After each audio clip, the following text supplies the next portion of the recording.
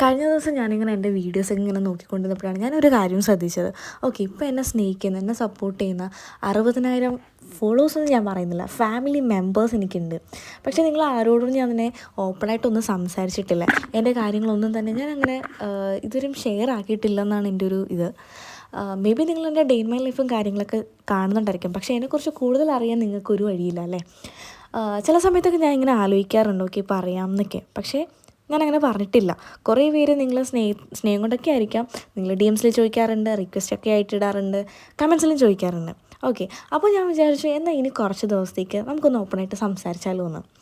അങ്ങനെ ഞാൻ ഇനി നിങ്ങളുടെ അടുത്ത് പറയാൻ പോകുന്നത് എൻ്റെ കഥയാണ് കേട്ടോ. എവിടെ നിന്ന് തുടങ്ങണം, എങ്ങനെ തുടങ്ങണം എന്നൊക്കെ ഭയങ്കര കൺഫ്യൂഷനായിട്ടിരിക്കുകയാണ്. കാരണം കഥയൊക്കെ ഒരുപാടുണ്ടല്ലോ. ഞാനാണെങ്കിൽ സംസാരിച്ച് തുടങ്ങിയാൽ നിർത്തത്തുമില്ല.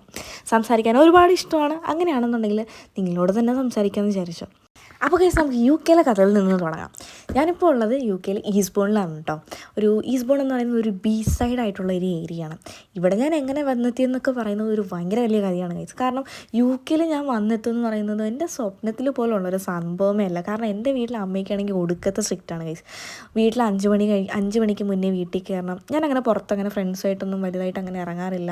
അങ്ങനത്തേക്ക് ഒരു സെറ്റപ്പാണ്. കട്ട സീൻ എന്ന് പറഞ്ഞാൽ വൻ സീന്.